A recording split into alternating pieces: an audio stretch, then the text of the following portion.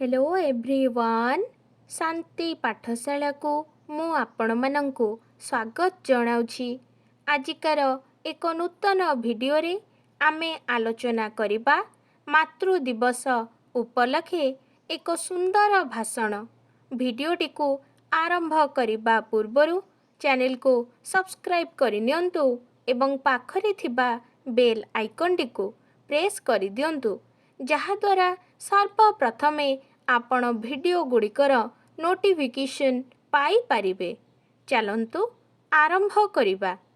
सम्मान्य सभापति महोदय, पूज्य गुरुजी गुरुमा, मोर प्रिय सहपाठी गण एवं सभारे उपस्थित समस्त सभासदगण, आजी एही पवित्र मातृ दिवस उपलक्षे मते किछि कहिबार सुजोग मिलिथिबारु मु निजको धन्य मने करूअछि। आमे समस्ते स्वीकार करिबा जाति धर्म वर्ण निर्विशेषरे मार स्थान सर्वोच्चरे। तार काहा सहित तुलना नाही। से अतुलनीय अनन्या। संतान पाई ता बक्षरु जेमिति अमृतर धारा झरे, ता मुहरु कथारे सेमिति मधु बरसे। ता स्नेहर डोरी रे बंधा पड़ी जे दुनिया। से माँ पापीर हेउ बा पुण्यात्मार हेउ, ता पाखरे पातर अंतर न थाए। नारी साक्षात लक्ष्मी शक्ति स्वरूपिणी। एणु भारतीय विचार रे नारीर भूमिका बंदनिया। नारी बिना गृहर अस्तित्व नाही। तेणु एई शक्ति स्वरूपिणी नारायणी जन कल्याणी ममतामयी माँ को श्रद्धा और सम्मान देबा आमर सर्वादौ कर्तव्य। एई माँ मानंक सम्मानार्थे प्रथमे प्राचीन ग्रीस देशरे देवता मारियांक सम्मानार्थे पालन करा जाउथिला। 1600 ख्रीष्टाब्दरे इंग्रेज माने माँ को सम्मान देबाकू मदर संडे बा मातृ दिवस मे मासर चतुर्थ रविवार को पालन करुथिले।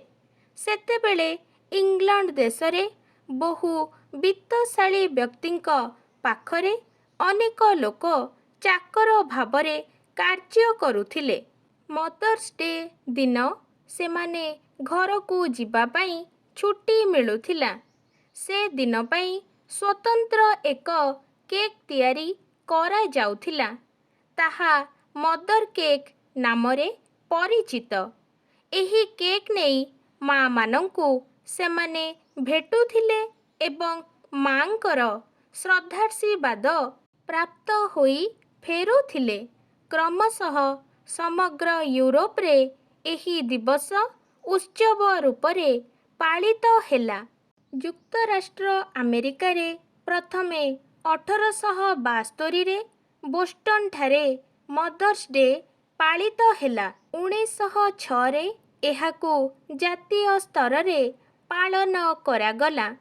परे परे विभिन्न देश को विस्तार करी एहाकू विभिन्न समय रे पालन करागला। पाश्चात्य देश मानंकरे एहा पालन हेउथिले मध्य आम पाई एहा पालनीय। पाश्चात्यर अन्य सबु सभ्यतारु आम सभ्यतार परिपंथी न हेले मध्य मातृपूजा को एड़ाई देई हेबो नाही। मातृत्वर प्रतिवेदन सर्वत्र ग्रहणीय स्पृहणीय मध्य। माँ एक नारी नुहे, एहा समग्र मानव जातिर नमस्या। तार मातृत्व एक व्यक्ति सृष्टिकारी नुहे, एहा विश्व सृष्टिर पराकाष्ठा। दया क्षमा सहनशीलता सेवा त्यागर जीवंत प्रतिमूर्ति एई माँ संतान पाई तार सकल कर्म स्वार्थहीन निष्काम। देश जाति धर्म वर्णर ବିଭେଦ ନଥାଏ ଏଥିରେ। ଶତପୁତ୍ରର ଜନନୀ ଗାନ୍ଧାରୀ ବିଶ୍ୱ ସନ୍ତାନର ମଙ୍ଗଳ କାମନା କରି ବିଶ୍ୱମାତା ବୋଲାଇଛନ୍ତି। କେଉଁ ପୁରାତନ କାଳରୁ ମାତୃପୂଜାକୁ ଆମ ସଂସ୍କୃତିରେ ପ୍ରାଧାନ୍ୟ ଦିଆଯାଇଛି। ସେଥିପାଇଁ ବେଦ କହିଛି ମାତୃଦେବ ଭବଃ। ସନ୍ତାନର ସୌଭାଗ୍ୟକୁ ଗଢ଼ି ଦେଇଥିବା ମା ଆଜି ପରିତ୍ୟକ୍ତା ସେହି ସନ୍ତାନମାନଙ୍କ ଦ୍ୱାରା। ଯାହାର ନିର୍ଭୟ କୋଳରେ ଦିନେ ତା ସନ୍ତାନ ଅଚିନ୍ତାରେ ଶୋଇ ପଡ଼ିଥିଲା, ସେ ସନ୍ତାନ ଆଜି ଗୃହରେ ବି ସ୍ଥାନ ଟିକେ ଦେଇପାରୁନି ମା'କୁ। ତା ପାଇଁ ଜରା ନିବାସ ନହେଲେ ନୀଳାଚଳ ଧାମରେ ନିରାଶ୍ରୟ ଭାବରେ ଜଗନ୍ନାଥଙ୍କୁ ଭରସା କରି କାଳ କାଟୁଛି।